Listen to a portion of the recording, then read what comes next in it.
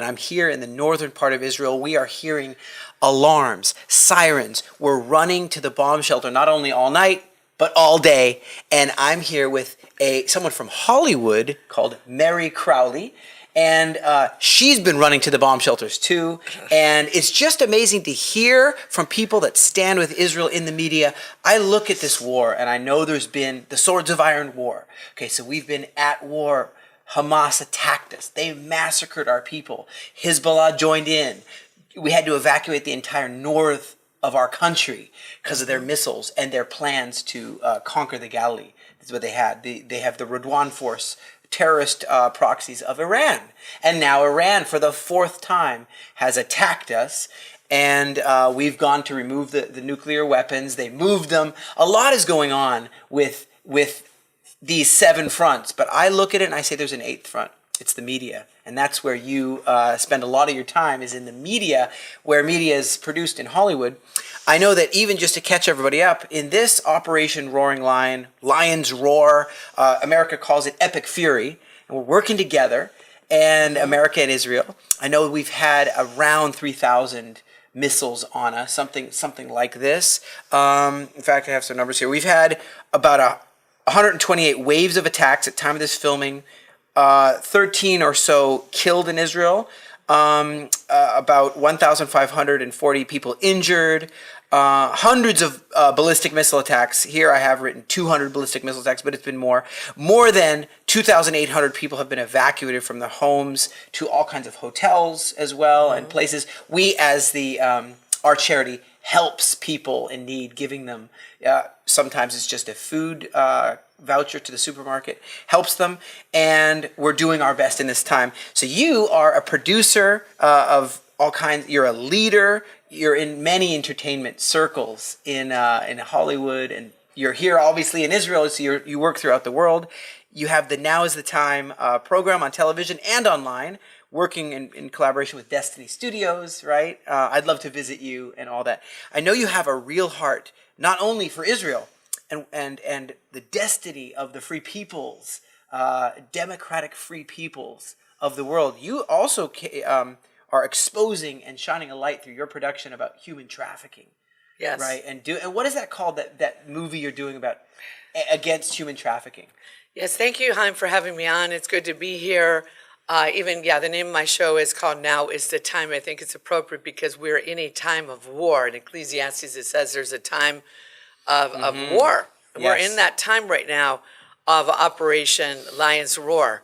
But the name of that film is called Freedom Cry. Freedom Cry. And in 2017, I went to Thailand, and when I got back, I heard God speak to me, and he said, I don't want you to do this about Thailand. I want you to show what's happening in America. And so we released it in 2022. I've been showing it around around the United States at my events we called Open the Heavens. Okay. And we're going to be stadium event, right? Something like that. There's my 8th one is going to be in Las Vegas, coming up on May 8th and 9th. We just did one in San Francisco on 11/1. And so we're just trying to go and do what God is saying to do, because the real war is in the heavenlies. Yeah. We're in a battle. And as you said, that it's the war is in the media. They call it the Mockingbird mainstream media. And that's an interesting title. I've never heard that. Why Mockingbird mainstream? It's just because of the way they mock? Or it's just well, there's different operations: Operation Paperclip, Operation Mockingbird. Okay, I know those operations. Yes. There is definitely an infiltration into it's called conditioning of one's mind and cultural conditioning, and bringing people to a certain subjugation, as it were. But I wanted to say, as I know you're not only with human trafficking issues, exposing that, even faith, cultural issues, working on, you interview religious people, political commentators, and so on. The way we connected, I thought it was interesting, is with this movie BAU, B-A-U, Artist at War. It's it's hit theaters already everywhere, and you watched it on the plane over here, right? Yes. Just recently. And so, the producers of this connected with you as well, and they're also editing. Am I right? Editing your and what's it called again? Your well, I have a motion picture called The Prodigal, and it's a motion picture about a hippie from the Jesus movement time named Lonnie Frisbee. Right. He died in 1993, actually, March 12th, and just, we're filming this today on the 9th, but when, if this airs in just 3 days, it'll be 33 years ago that he passed away. Okay.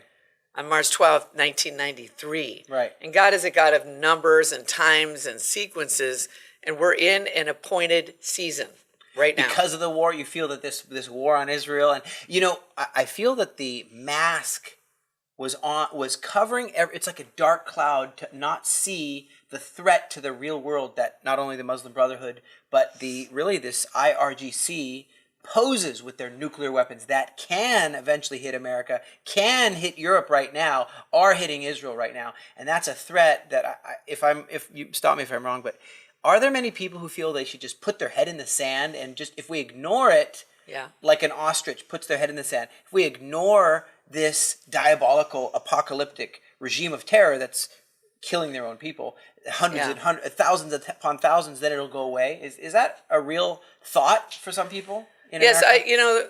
What's happened that I've seen, Chaim, and for those that are watching, your viewers, that it is a war in the media because they've controlled the narrative. The globalist, cabal, whatever you want to talk about, whatever word you want to put on it. Mm-hmm. They've controlled the finances, the money, and we're coming to a season that we're taking it back. And Absolutely. The war is in the media, so that's what Chaim's doing, that's what I've been doing. And mainstream media, now you're looking at, people aren't watching mainstream media for the most part. And so it's for the narrative. A lot of people, I think, Chaim, have put their head in the sand. They didn't want to, they just went, well, God's going to take care of it, or they're waiting for us to get raptured out or something. But we have to take back those 7 mountains. And the 2 hardest mountains to take back are the mountain of arts and entertainment and the mountain of media. And that's why it's important that we do what we're doing. I know that not everyone who's watching this has maybe any kind of faith. Some might be Jewish people, some might be Christians, some might be, And so the fact, though, that in Hollywood, they've noticed a spike in earnings. It's just on a economic level of biblical type movies, like the 10 Commandments back in the day with Cecil B. DeMille. That, for example, was a blockbuster. People realized it wasn't a one-off. As soon as people do not twisted ones, but they do it right, it actually, because there is a foundation of the Bible, the #1 most printed book in the world. So you have a foundation where people still respond to that well. And, for example, there was this series about David, the House of David, that just came out. Oh, yeah. And it's on Amazon Prime, but I've watched it. It's very good. The Chosen. But the thing is, the demonic realm, because I'm a journalist as well, and I've studied a lot of this, and in fact, working with people that have been trafficked and the things they do to children, the demonic realm has to tell you what they're doing. And so oftentimes they'll tell you through a movie, through a film, through media, through content. And that's why you're thinking, why don't they put out these better movies for the family? They know that more people watch these type of movies. But because the demonic realm, remember, it says Satan is the prince of power of the air. Right, airways. So he tries to change the airways. And so that's why we now are bringing content that will change the culture through what we create. Because all that Satan can do is imitate. That's right. He's an imitator. Yeah. So I got to ask you on an emotional level. You are a woman here traveling you're with your group, but you're not with all your family. You're not with any bodyguards. You are on your own here, with your group, and you're with us, and you're running in and out of bomb shelters. What is that like for you, and how, and why are you here, and why Israel, essentially, why? Well, thanks, Chaim, for asking that question. Well, I came to Israel. This is my 9th time. First time I came was in 2005, and it was when the whole roadmap to peace, when George W. Bush and Condoleezza Rice, Ariel Sharon, Prime Minister, gave up the Gaza. That's right. And I saw what was happening then. I haven't been back in 13 years, and God spoke to me that it was time to come back. Remember, Jesus only did what he heard the Father tell him to do.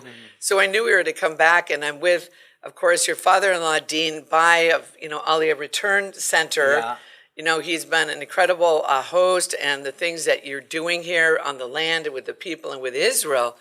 A lot of people, there's so much misinformation going on out there with certain, media outlets like, we God bless Candace Owens, but Candace Owens.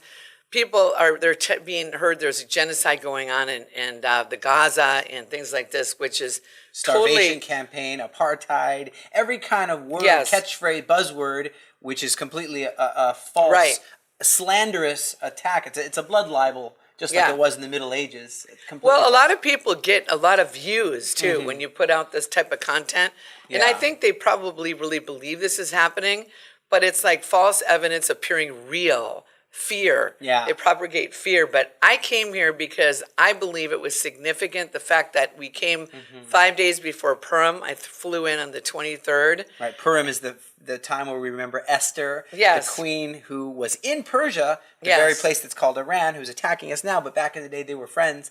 Although there was an evil bad guy called Haman who was trying to kill all the Jewish people. I feel the same modern Haman is called a Hamenai, which he just got taken out by the Israel Air Force along with the Yeah. American Air Force in his bunker. So the old ancient Haman taking care of, the modern Hamenai, Yes. Haman taken care of. So that's amazing that you're here for such a time. Well, the fact, the on Friday or Saturday, I don't remember the day, but all I know is I woke up by Hashem, by God. He woke me up and I was reading Esther, and then I felt him say just to record a podcast.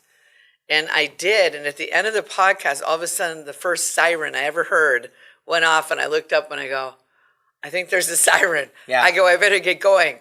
And we put it out there on YouTube and Yes. Rumble and things like that. But let me tell you this, we have been called, people watching, to the kingdom for such a time as this, and we cannot be Yes. afraid.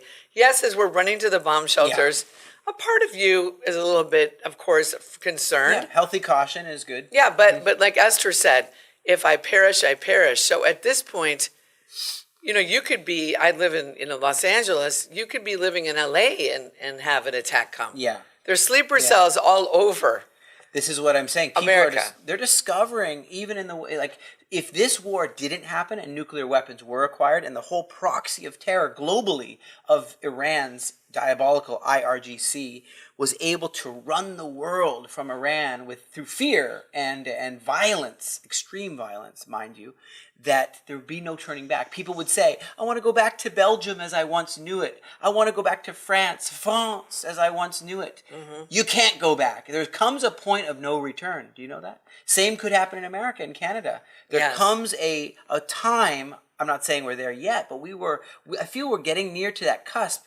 And it really troubles me when people actually think, let's just put our head in the sand and it'll all be fine. Let's just ignore Yes. the attack on the free world with nuclear weapons, mind you, which can be mounted in dirty bombs on Yes. their intercontinental ballistic missiles and fired at America, Canada. Well, and Haim, the fact that our borders were open under the Biden regime, the borders were open, that I've interviewed people that say it's more like 40 million that have crossed over the border. Many of those were, were bad people, you know what I'm saying, that want to, I mean, we don't know how many sleeper cells. They could be given an alert in America and just start like randomly just starting to shoot up, supermarkets or this or that or synagogues. We don't know Right. what could happen, and so we can't be afraid. Right. But we have to take action, and we have to each one reach one, teach one. Everybody has an iPhone. Yeah. Everybody can put out content. What would you say to someone in America, there's many names I could use, who would twist something good like patriotism, extremely good, standing for America, America first. This is wonderful, America first. But to twist that and say, no, it should be America only. America only should exist in the world, not working with anyone else, not working with Israel. Cut Israel away, and we don't want Israel. It's another form of essentially isolationism attempt, just like the BDS, boycott, divest, sanction Israel, attack Israel's finances, don't arm them. So what would you say to someone who says, hey, we should just be America only on our own? Well, even the name America or the United States of America, America has sent out more missionaries to the world. We have literally helped many, many countries, but also under certain, regimes like Biden and Obama, they created a lot of war, going into, countries and trying to bomb it, because there's a lot of money in war. And that's why I honor President Trump, because he's trying to stop wars. Yeah. And so we have to stand with Israel. We have to stand with this nation. We have to stand with these other countries. You know, the elections in our country were more selections than elections. And that's why now that we're taking back, you know, the elections. And there's been 72 countries around the world that their elections were stolen as well. That's so right. we're standing with Israel. We're standing with these other countries that we want to see peace, you know, One around thing- the world. One thing that's really helped me, being a sergeant major also in the tunnels of Hamas, which again is a proxy of Iran, and in underground in southern Lebanon, Hezbollah terror group is a proxy of Iran. The same with the Houthis in Yemen, the same with the Badr force in Iraq, the same with so on and so forth. The terror cells in Judea and Samaria, all the forces that operated in Syria, all had structural narco-terrorism drug money, which funded that, and also weapons and stuff. But what has helped me is being a good shepherd is a good thing. People think, oh, peace means no. Good shepherd is someone who will leave the 99 sheep and go and rescue. If a wolf comes to the sheepfold, takes a lamb and pulls it down into the Hamas tunnel, okay, and holds it in a cage, as a good shepherd, you are to go and rescue that sheep. Yes. Just saying, I'm just going to sit around is not being a good shepherd. Well, it's interesting that Chaim brings this up because I had a dream that actually I was on a white horse with Jesus in the dream, and I was like holding around Jesus' waist, and we're riding on this green grass, white horse, and I look over and I see all these fat sheep eating this green grass. And I asked the Lord, I said, what is that? And he said, that's my church. But then he said, Chaim, I'm not there. And then he asked me, will I go? And I'm already on the horse. I said, yes, I would go. So we continued on quite a way until we came to a thicket. We got off this horse. We went down this steep embankment in the dream. Then I'll never forget when I saw these isolated, broken, bruised sheep. They weren't all huddled together. They were isolated, one here, one there, because the most severe alcoholic, drug addict, suicidal person, they're usually alone. Then Jesus stooped down, opened the snare of this little lost lamb. He gently picked up this little lamb, and then he rolled his head back and he laughed. And then he looked at me in the dream and he called me shepherd girl, and he said, help me. Wow. So Jesus and I were getting these sheep out of snares, and we were called to go and set the captives free, Isaiah 61. Yes. So that's what we're all called to do, to go and to rescue and seek right. and save that which is lost. So aren't we just supposed to be hanging out at the book club and the coffee club called church? No. Okay, so would I be able to word it correctly that you believe it's time to awaken anyone who still cares about this ancient Hebrew book from this Hebrew land called Israel, called the Bible, and say, hey, do you care about this? Well, understand Israel's the epicenter of where it started, where it will culminate, where it will end. And we need to understand these same people that came out of Egypt as slaves and became free people are the same very people struggling to remain free today, and we need to stand together as free people. Is that kind of your message, or what would be your message as it relates to Israel? Yes, we need to stand with Israel. I mean, as I said, this is my 9th time. God has led me here. We're here to stand with the people of the land. We know there's a lot of misinformation. We know there's some bad people that say they're of the Jewish descent, and they're not. They're of the synagogue of Satan. So we're standing with the land. This is the land that Jesus walked. I mean, I went to Galilee the other day. This is where Jesus gave the Great Commission. This is where he walked on water in the midst of a storm, and the disciples were like, help us, we're perishing. And he looked at them and he said, of you of little faith. He was the example. He was the Lamb of God who took away the sins of the world. Jesus said that he was the way, the truth, and the life. So we stand with Israel because Jesus came to this land. That's and right, we from stand. this land, yeah. The promised land, we stand with him because he said he's going to return to the land. Right. When he ascended into heaven on Mount of Olives, he said, I'm going to return. And he's going to be literally ruling from Jerusalem. And how do you see that playing out in your life, like going forward? Let's just say this, say the war ended today. How would you see this playing out in your life going forward? Well, I know that, 20 years ago, Chaim, I woke up one morning, and I'm speaking to people watching because I believe that there's many of you that are watching that God has chosen and given you a call. Maybe you're called, whatever. Maybe you're called to create. Maybe you're called to write. Maybe you're called to produce content. Maybe you're called to start a business. Maybe you're called to fund things. Whatever it is, we're all part of the call or the bride or the body of Christ. And I heard him say, Chaim, I want you to build a studio to rival Disney and call it Destiny. And Disney and Destiny have the same alphabetical letters, but Destiny has a T, which stands for the cross. And at the time, I go like, I don't really know how to do that, nor do I necessarily want to do it. But I said yes. The thing is, we have to say yes. When he calls us, like Isaiah said, here am I, send me. So I said yes. Did it happen right away? No. It was steps. It was different situations. But I feel now that I've come to the land again after 13 times that God has spoken to me that I'm going to start producing some content here in films. Amazing. And I believe the film that we wrote called The Prodigal will be filmed even in 1967 when the 6-Day War happened here. That's when the movie that I'm working on, Lonnie Frisbee, who is the catalyst for the Jesus movement. Yeah. It was after that he was on a mountain outside of Palm Springs, and many of the hippies dropped LSD, and he cried out. He said, "God, if you're real, reveal yourself to me." Now he had done LSD many times, so people said, "Well, it was the acid that he did." No, he said, "God," and all of a sudden, Chaim, he had a vision of the Pacific Ocean being filled with people in darkness, and Jesus appeared to him and said, "I'm putting a light on you to reach lost people." So through a series of coincidences, he went up to San Francisco. It was the summer of love when 100,000 people descended upon San Francisco because of one little song called San Francisco by Scott McClellan. And all these hippies came there, and this movement erupted known as the Jesus movement. Right after that, many Jews accepted Jesus, and many of them came to Israel in 1967. So there's a correlation between Hollywood and Israel.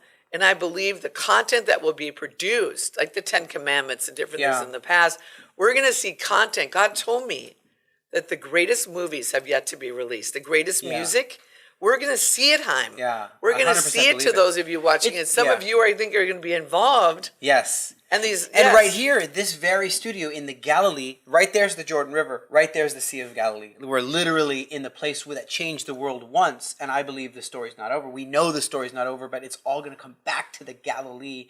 Now, what I would tell people that want to participate, they could contact you, they could contact us, they could go to our website, which will be in the link below. But what I really sense is that we need their voice, because when you have what's called the silent majority, they say, sure, there's a few that are very loud. Everyone says this. It's a few very loud people, Chaim. It's not everybody that hates Israel, that's burning the American flag, burning the Israeli flag, saying, oh my goodness, saying, there is only one solution, Antifada revolution in the universities. Antifada is when my own family was almost blown up by suicide bombers, that is not freedom fighting, that's murder. They are murdering people during the Intifada, year 2000. You had the knife Intifada after that, and you had exploding buses all the time.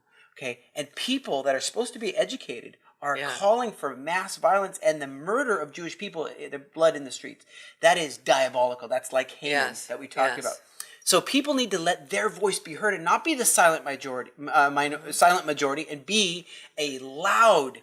To awaken their voices. How can they awaken their voices? What can they do? Well, there's always a remnant, Chaim. Jesus, as he had the 12 disciples, he also had the 70. But remember, there came a point during the miracles, he had throngs of people following him. Yeah. But it came to the point where he started changing his narrative, where he started going, well, now you have to eat my body and drink my blood. And they said, like, what? This guy sounds like a cannibal. I'm out of here. The only ones that stayed with him were the 12, and he looked at him and he said, are you going to leave me now too? And they said, no, we know you have the keys of eternal life. There's misinformation, and there's many voices that are telling the wrong thing. So many have left, but God has always used a remnant, a small group of people that are going to stay faithful to the call. And all of a sudden, because the Lord wants people that have the heart. They're not just going along to get along. Yeah. They're going along because they're called. Yeah. And there's a call to this land. Yeah. And we're called to all pray for the peace of Jerusalem. We're called to pray, feel God's heart on that one. Yeah. And so, Chaim, I'm hearing a rhyme. I feel that God has given me a rhyme for the people. It's all prophetic, that God gives me these rhyming words. I feel God's given me a rhyme for the people that are watching. Can I share the rhyme? I don't know what it is. It's all freestyle. Let it flow. Okay, so I feel like the Lord is saying, I'm giving Mary a rhyme because now is the time. It's not a crime to rhyme, but God said it's a sign because the Lord said, I am divine. And I'm bringing my people into a season that I'm going to open up the windows of heaven. Yes. I'm getting ready to open up the number 7. As I created the world in 7 days, the Lord said to those who are listening, to those who do obey, this is the time that I would tell you and say, pray for my people. Pray for Jerusalem. Pray, says the Lord, for Israel. Yes. Because the Lord said, the land of Abraham, Isaac, and Jacob, the land that I walked on the sea called Galilee. The Lord said, I'm releasing a key now to you that all you need to say is I do. That I will pray and I will say and I will obey to not only pray for the land, but to rise up and command and stand with this state and this nation. Because I'm bringing it into a time of acceleration and demonstration for a season of transformation. Even on the Mount of Transfiguration, did I bring Moses and Elijah. I now am going to turn the hearts of the fathers back to the children, as it says in Malachi 4. And now is the season that I will roar. Operation Roaring Lion. Though the enemy is trying to bring defiant, I am going to now raise up Zion for the greatest move of God the world has ever seen. I am going to call my people to dream. When the Lord brought the captives back to Zion, they were like those who dreamed. Oh, that is amazing. That's amazing. Wow. No, that's right on in every single level, And not to wait, not to hesitate, but participate. Don't spectate, participate in what it's the time to align. I think if you talk about the Jesus movement, I felt that was people discovering in a new way. Wow, what is that song? Jesus is still all right with me. Jesus is still all right. It's like a catchy tune that was at that time. I don't care what they may say. I don't care what they may do. Yep. Yeah, it's very catchy. It's like that was a time of rediscovering Jesus, but now it's discovering who he is in his context, I feel. He's an Israeli Jew. The disciples were Galileans. They're Israeli Jews. God's not done with Israel, hasn't finished with Israel. In fact, this is the epicenter. This is the place where it all culminates. The culmination of history is happening right now. If I see those sheep and the goats, the wheat and the tares, you see a dividing happening where people are supernaturally anti. I say where there's extravagant hate, guess what? We're here for extravagant love. Where there's a Haman spirit, well, guess what? There's an Esther. God always will bring that. Well, and after, when there's a Reformation, which I believe we're in a Reformation, after the Reformation with Martin Luther came the Renaissance. We're in a time of great Renaissance. Yeah. Right now we're in the time of war, but there will be a time that the war will end. Yeah. And God will now come and defend his people. Yes. And we cannot listen to false information. Haim has been, part of going into the Gaza, blowing up tunnels, things like that. He knows. I know, but there's not a genocide going on in Gaza. No. Yeah, there might be a few bad things happening. There is definitely war is never, you can never paint war as something good and wonderful, except for that, hey, the missiles from Gaza have pretty much stopped right now. During this war, you'll notice missiles from Gaza not happening because we had to go and remove those missile launchers. The same thing what America is righteously doing with Israel to remove the missile launchers of Iran. The same exact things. Have people been hurt? Yes, and it's very sad. We do we call it the extra mile, and say, please remove yourself from this missile launching site. We must remove it. Please evacuate yourself. That's the opposite of genocide. The population has just expanded over the last, because they say since 1948 it's been a genocide. Well, no, they started at 500,000 people or so, 2.5 million. So it really in the last, Israel's been around here 77 years. So in the last 77 years, it has boomed. Everybody's got so many, the whole thing is full of kids and people. And so you say, wow, when you look at what they say, starvation, we look at these skin and bones pictures, it breaks your heart. And you say, oh, wait, that's a neurological infirmity, a disease that these specific ones that New York Times put out and different people put out. Those are people who are being treated in Italy for neurological, nothing to do with food. They had a neurological disease. This was proven that was causing them to look like skin and bones. But they put that like Israel did that. No, that's neurological did that. And the amount of food that's there, hundreds and hundreds of trucks a day, in a time of war, some would say, why are you even doing that? If someone's attacking you, don't put 600 trucks a day in there. But that is what we do. I don't know any other country. I don't think America did that in Vietnam. Put 600 trucks a day into Vietnam. I don't think America did that in when they were fighting the Nazis and put 600 trucks a day into Nazi Reichstag. No, but we do that in the time of war, and that's like above and beyond the second mile. But that's not shown. It's a twist is what happens. You're right. And not only that, they say apartheid. How come my friends Arabs are with me in the army? How come they're in the government? How come they are in the politics? They're police officers, they're soldiers. And so what I would say as we wrap up is there's a lot of lies, and as we focus on the truth, counter the lies, we will see a new season, I believe, where righteousness will prosper and truth will prevail. And wickedness, it says that there's that verse, they will search for the wicked man. Yes. And he is gone. Will not find him anymore. Yes. Well, and you know what God has told me, Hyman, to your audience, that he said it's going to be the greatest show on earth, and he's going to show up and show off. That's right. Just the like miracles like Aliyah. Like, at the Red Sea, when Moses, raise your staff, and the sea parted, and they walked over, and then the Egyptian army was destroyed. And, And so, as we finish, do you know this verse? No weapon formed against you shall prosper. And every tongue that rises up against you, you shall condemn. This is the heritage of the servants of the Lord, and your righteousness is of me, declares the Lord. No weapon formed against you will prosper. I wish they'd get that message over in Iran, no matter what nuclear weapon you try to form. That was written to Israel. Sure, it's written to all those who align themselves with God's plan and heart for Israel, and into the olive tree of Israel are grafted in. Sure, it's for them too, but it's for Israel, and we're going to remain, and we are going to see his wonders. Yes, and we just went into the bomb shelter twice in the last hour, so we're looking around no weapon will prosper.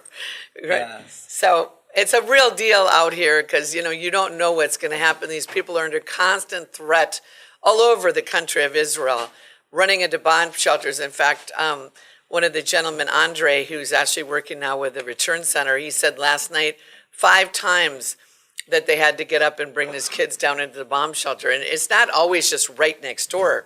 So you only have 2, minutes once you hear the siren. I literally hear booms in the sky, even as we're talking.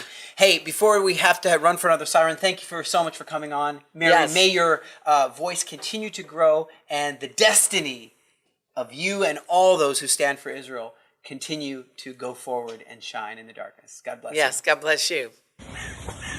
We just got out of the grocery store here in Israel, and this food is being purchased for many of the IDF soldiers that we are going to go celebrate today with Nitzan, our new friend, and our new friends of the soldiers, and Haim of the Aliyah Return Center. So this is, and we have a team from California too. So we are here doing something for God's true servants right on the front lines of war here in Israel. So thank you for many of your supporters that have been giving, have been praying, and have been standing with Israel. Let's continue to pray for the peace of Jerusalem.